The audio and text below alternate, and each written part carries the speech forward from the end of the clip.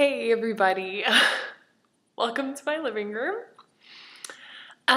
So I did a first breaking down the basics video and I didn't totally love the way that I did it. I got a little nervous and I realized like halfway through that as I was teaching, I was missing the most important part of yoga, which is the breath. Yoga is the union of movement with breath. And I barely even touched on it, much less even thought about it myself because I was so nervous. So I'm making a second video, breaking down the basics. We'll call this part 2. And like I said in the first video, I really want to just focus on alignment in the most basic poses. Since I'm talking to the internet, I have no idea what the level of my students are. And just want to make sure that everybody's on the same page before you start practicing. So this video is just to get you acquainted with some of the most basic poses so that you're doing them right, that you're getting your body in alignment, you're doing them safely so that we can move on and do some stuff that's a little more fun, a little more advanced later on. So let's get started on your mats in a seated position. So you can sit however is comfortable for you. I like to just sit cross-legged with one foot in front of the other. Bring your hands to your knees. And just start to breathe normally.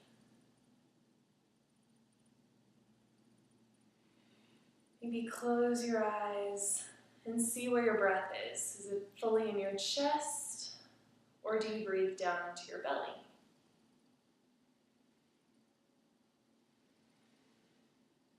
So in yoga, a lot of times with the breath, what we want to do is create an inner fire. So we use the breath to help us move from one pose to the next easily. So the best way to do that is to make your breath audible so that you can hear it and so that it heats up inside your body and gets you moving well. So a lot of times we call it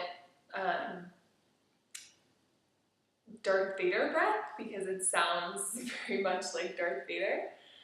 But Ujjayi is the Sanskrit name for it, which means warrior breath or exuberant breath. So it brings an exuberance, a power to your practice that wasn't there before. So the best way to do that, you close your mouth and breathe in and out through your nose. And you kind of constrict the back of your throat so that you can hear it as you breathe in and as you breathe out. So I'm going to come a little closer so that you can maybe hear me. And we're going to try that. And it goes into your chest, but it fills up your entire lungs, your entire rib cage, and into your back. So let's try it one time.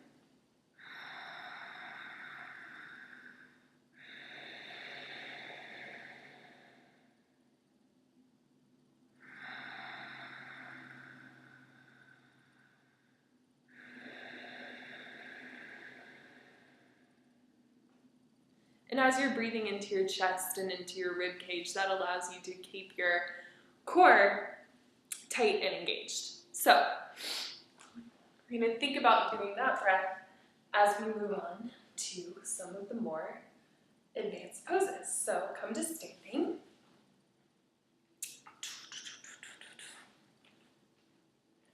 Root your feet down, spread your toes wide apart.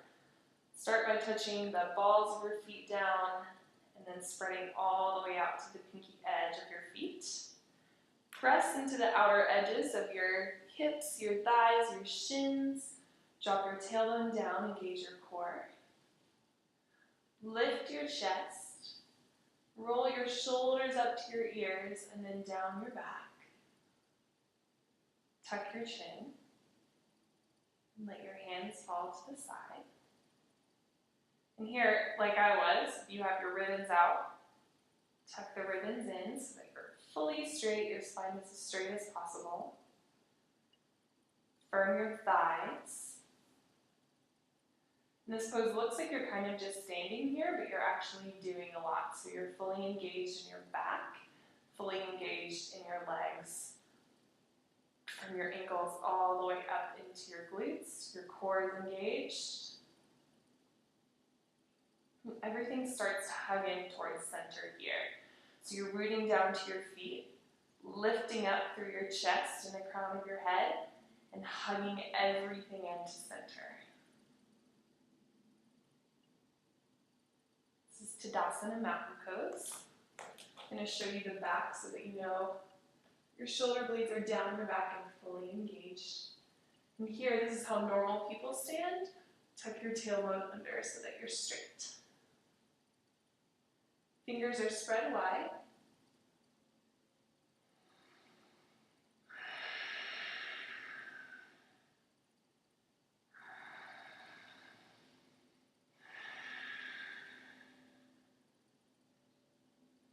Okay.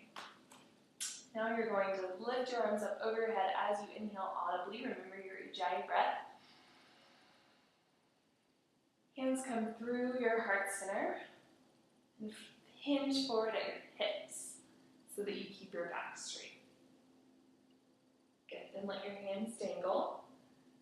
And in a forward fold, what most of us have a tendency to do if you are tight in your hamstrings is to hang here. So you're hanging from the middle of your back somewhere in your spine, and you're just kind of chilling. And that's not what you want to do. So the best way to do a forward fold if you have tight hamstrings is to actually bend your knees. Because the point of a forward fold is not actually really to stretch your hamstrings as much as it is to lengthen your spine. That's actually going to be safer and give you more strength and stability and reduce your back pain in the long run and allow you to open your hamstrings better and quicker. So you're going to bend your knees, flatten out your back as much as possible till you get your hands on the floor. So if that means you're like all the way down like this, that's fine. So bend forward, lengthen your spine, and then drop your head. Shake it out. Everything's heavy so that you're folding and you're hanging from the tip of your tailbone, not one of your vertebrae. So hang here, fold in. If you can straighten your legs, that's great. Split your feet so that your feet are about hip width distance apart. Again, you're pressing into the outer edges of your feet, the outer edges of your legs, your shins. Fold forward. You can use the strength of your arms to pull yourself in.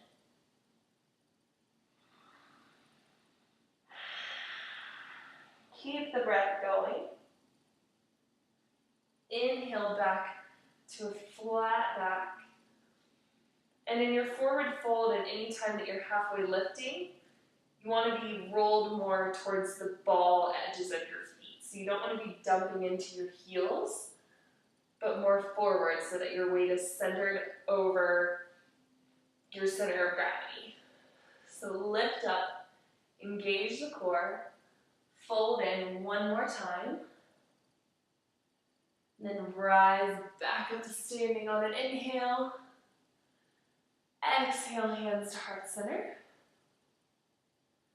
And then one more time, fold forward, hinging in the hips. And walk your hands out. We're going to break down downward facing dog. So for this one, I'm going to come towards you so you can see maybe a little bit better. I'm not actually sure. And what a lot of people have a tendency to do is splay their hands out like this and dump in to their core, into their hips, and into their elbows and arms. Or they have a tendency to be shrugged up here with their shoulders all the way up by their ears.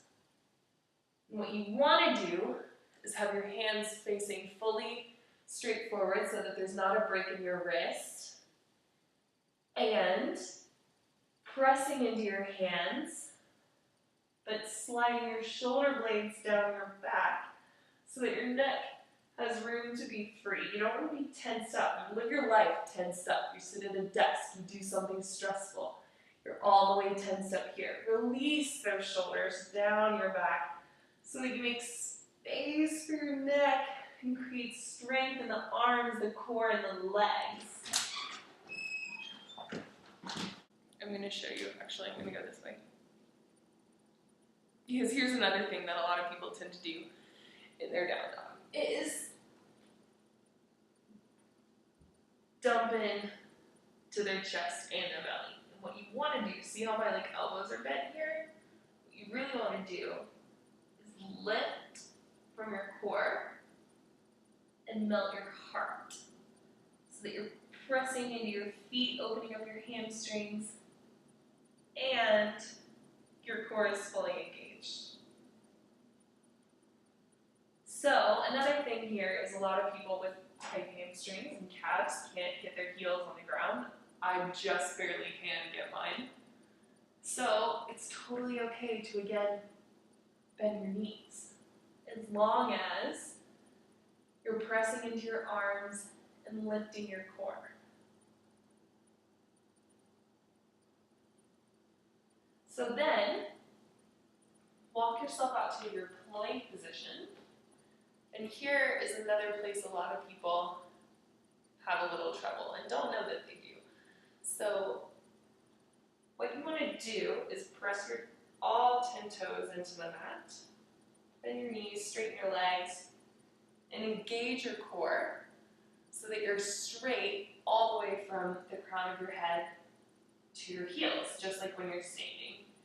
And you want to have your shoulders directly underneath your wrists, and you're isometrically pulling your wrists to your toes towards your wrists. That gives you a little more engagement. And again, you don't want your wrists to be broken or splayed out or turned in, but have everything straight. And another thing, a lot of people tend to have this curve in their back here like this. And it makes it easier on your core, but it's really strains your back. So what you do is pull your underneath your belly button in towards your spine and tuck your tailbone, just like when you're standing. From here, press into your toes, and then you can lower down to your chaturanga, which is about halfway. Your elbows go towards your hips. So a lot of times people will shoot their butt out like this and use their elbows as a shelf. And that's not really cool. You want to stay fully straight, lean forward, open up your chest, and lower down. So I'm going to come forward again just so you can see a little better. Push forward. My collarbone is open. It's wide. I'm not tucked in like this. And you lower down. So then, if you need to, you can come to your knees and try the same thing. So it's a forward and opening and down, not just down. Yeah? So come forward, lower down, and then put the tops of your feet on the ground, engage your core, drop your tailbone yet again. So this time my belly button is not really touching the ground, but my chest and my hips and my feet are.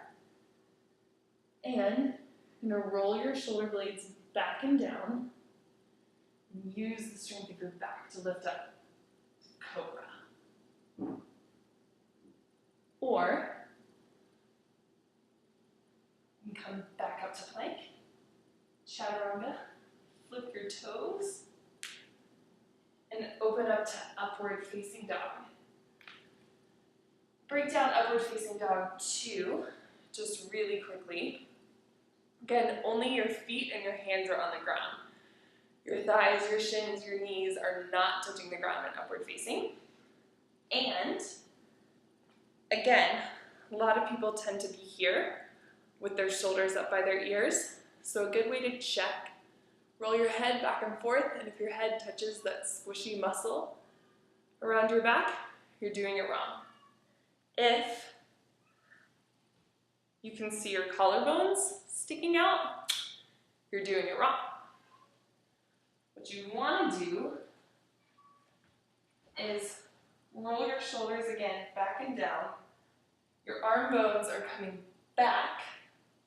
You're lifted up, heart is lifted, and your neck is in line with the rest of your spine. So you're not cranked back like this, but you're fully in line. And then, with your toes still flipped over, use your core, so it comes from underneath your belly button again, to lift up, roll over your toes, back to downward facing dog. Big inhale here, exhale, check in with your shoulders, maybe spread your feet a little bit more apart, get a little more opening. Exhale. Drop your head, shake it out.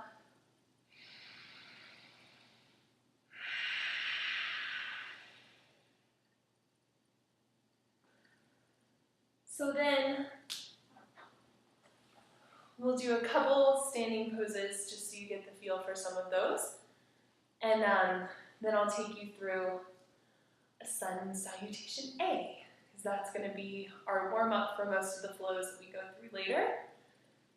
And it's basically the foundation for any vinyasa flow that I take you through it all. So it's really important that you know what that is and how to do it. So, you come back to downward facing dog. Lift your right heel up high. Again, you're keeping your hips square here, and your shoulders are still down your back. You're not splayed open like this, but you're tucked in. Everything's the same as when you're in downward facing dog, but your heel's lifted up towards the sky. Pull your foot in so your knee comes to your nose. Step your foot in between your hands. Spread your feet apart just a little bit so that you have a wide base. And here, set your feet. It's really important that you're grounded in both feet before you try and come up, because you'll lose your balance. So crescent lunge is what we're going to go into first. And here, you want your front knee directly over your ankle and making a parallel line with the ground. Your back leg is fully straight. So it's not bent like this, but fully straight. Your hips are in line. Open up your heart, and an inhale takes you up. And here it's really easy to get into your hips. If you have a tight psoas, bend your back knee and straighten it. Bend your back knee. Exhale, straighten. So that you're lifted up. Your hips are in line, but you're still getting the opening through your psoas. And you can sink deep into your front leg. So this is crescent lunge.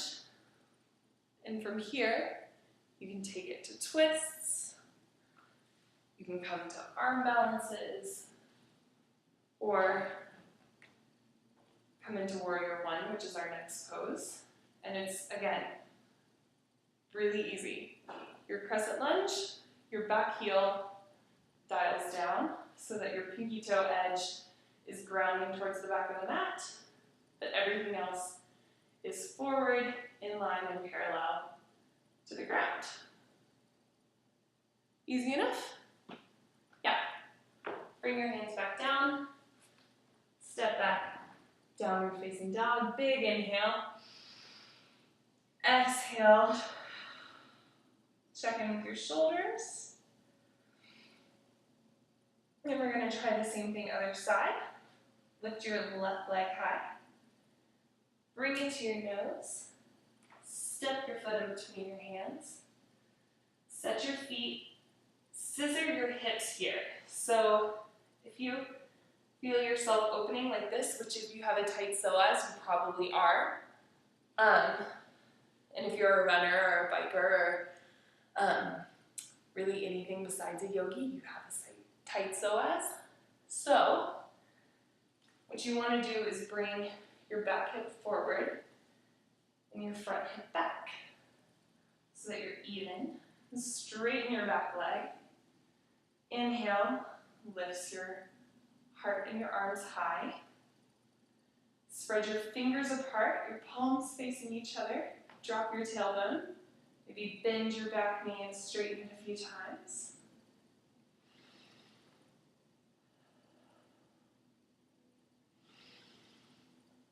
And then, dial your back heel down.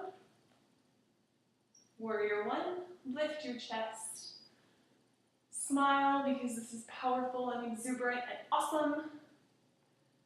And then bring your hands back down to the mat. Use your core here, so press into your back toes and your hands to step you back, downward facing dog.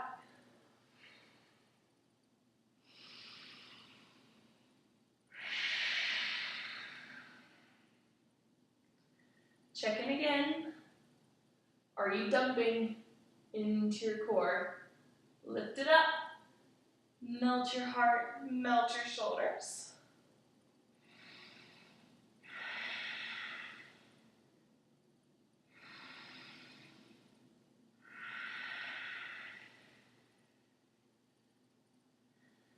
And then we're going to try one more standing pose. It's warrior two. So lift your left leg high.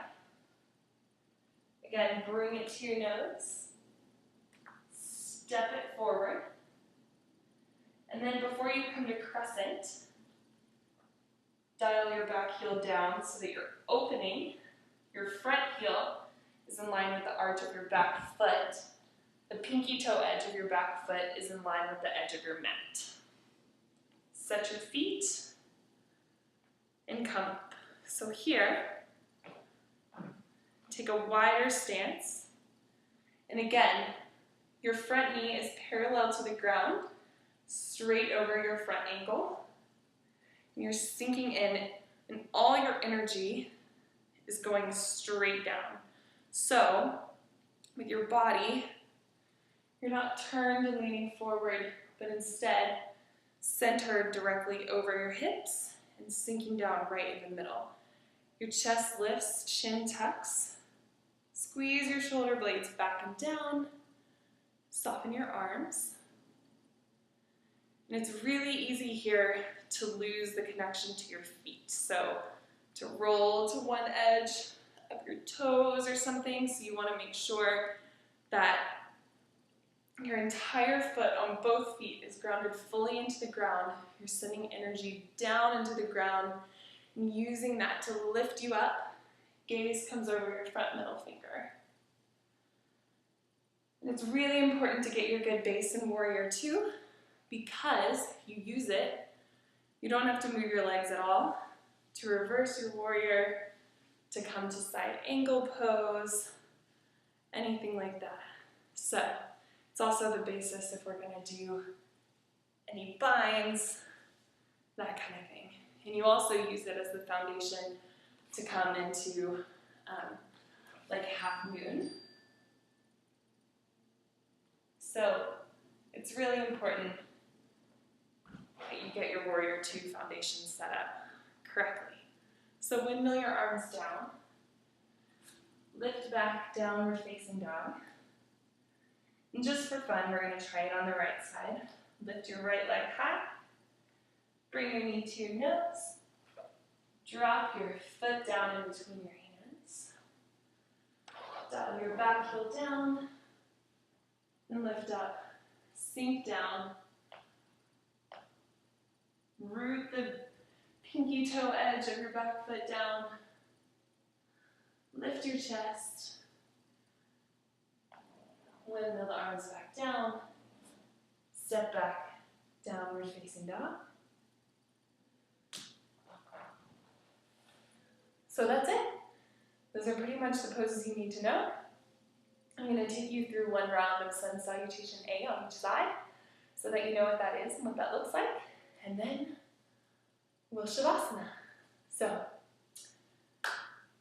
let's come to standing. Reach your feet down, spread them apart, drop your tailbone, Lift your chest. Inhale, arms up. Exhale, hinge the hips. Forward fold, bend your knees if you need to. Drop your head. Inhale, flat back. Exhale, fold. Walk your hands out to plank. Come forward, lower down, chaturanga. Flip your toes. Inhale, upward facing. Exhale, downward facing. Inhale, right leg goes high to the sky. Bring it in between your hands. Lift up, crescent lunge. Exhale, hands come down. Step back to plank. Come forward, lower down, chaturanga. Flip over, upward facing. Exhale, downward facing. Inhale, left leg goes high.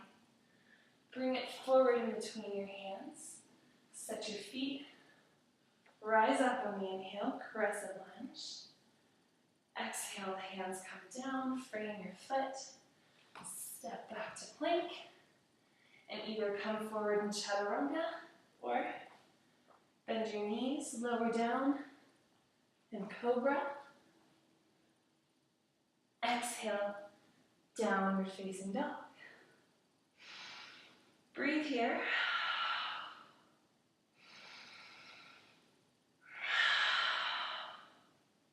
And then come to seated.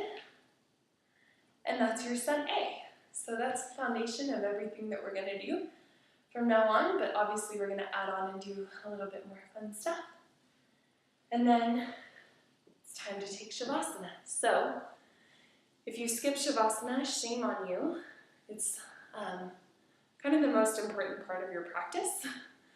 It's actually definitely the most important part of your practice because it gives your body a chance to integrate and realize everything that it's just done. So you've done all this work, you've moved all this energy, and Shavasana is the time for your body to adjust to that and let the changes that it's gone through sink in. So if you're skipping it, you're essentially doing all this work for nothing. And you get to miss out on nap time. So, come to your backs. Let your feet splay out. Tuck your shoulder blades again back and down. Hands come to your sides, palms facing up. Lengthen your neck. And then close your eyes.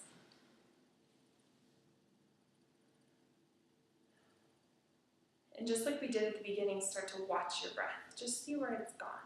You've been hopefully focused on where it is and what it's doing and kind of manipulating it into that exuberant, celebratory Ujjayi breath. And just kind of see if it's changed or if it's sinking back into your belly or if it's staying up in your chest.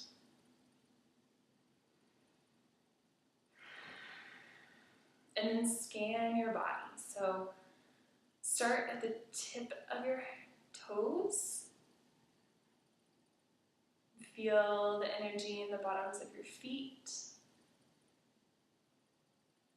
Come up into your ankles, your shins, your calves. Feel if you're holding any tension. Check out your knees, your thighs, your hamstrings, your hips, your glutes. Check in and see if you're tensing up anywhere in your low back, in your core, through your ribs. Relax the space in between your shoulder blades, the space around your neck. Scan down your shoulders, down your arms, into your wrists, your palms, the tips of your fingers. Come back up to your chest, your neck. Relax your jaw. Let your lips part if they're still clenched together. Check in, see if your tongue is touching the roof of your mouth. If it is, you're holding it there. Let it go. Let it drop down. Check in with the muscles around your eyes and your forehead. Are you frowning? Are you furrowing?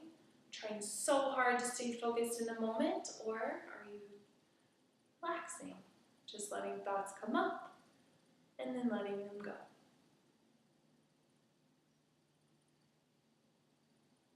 Now bring your awareness all the way up to the crown of your head. Take a deep breath in. Let it go. One more time, a deep breath in. Exhale, roll over to your right side. And it's interesting, Shavasana means corpse pose, and we end with it.